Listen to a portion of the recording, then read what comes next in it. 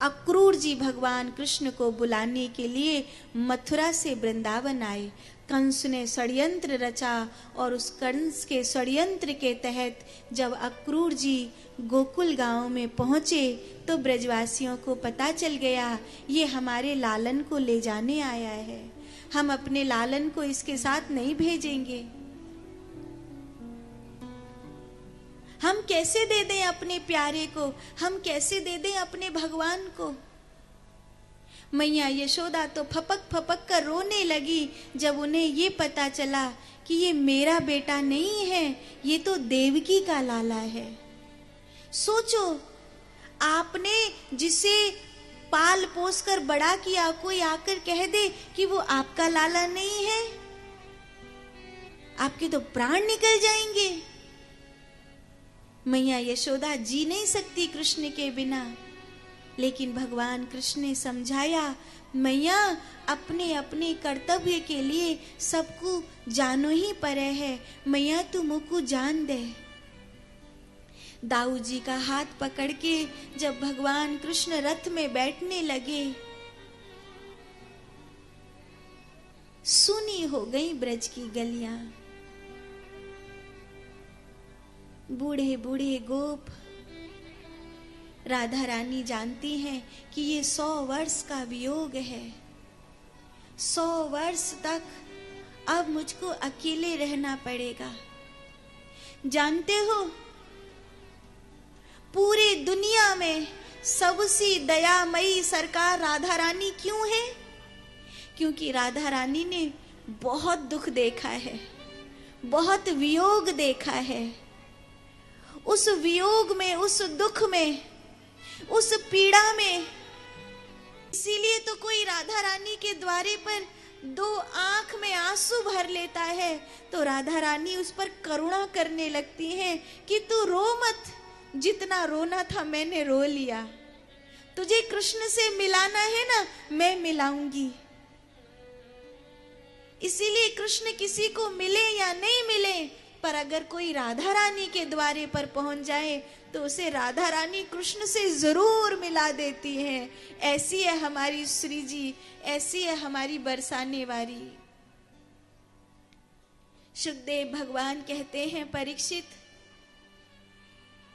नंद बाबा को लगा कि अब मैं कृष्ण बलराम को रोक नहीं पाऊंगा, इसलिए मथुरा नगरी में कुछ ग्वाल बालों को लेकर के आए कि सब सतर्क रहना, सक्रिय रहना, हम अपने कृष्ण बलराम की सुरक्षा करेंगे, हम अपने लालन की सुरक्षा करेंगे।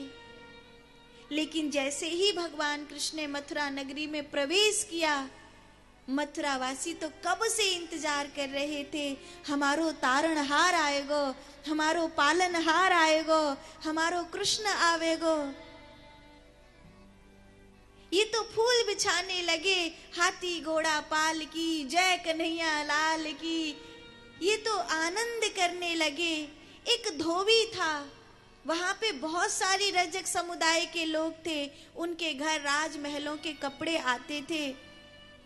भगवान कृष्ण ने उनसे अपने ग्वाल बालों के लिए वस्त्र मांगे, लेकिन उनमें से एक तो वस्त्र देने की बजाय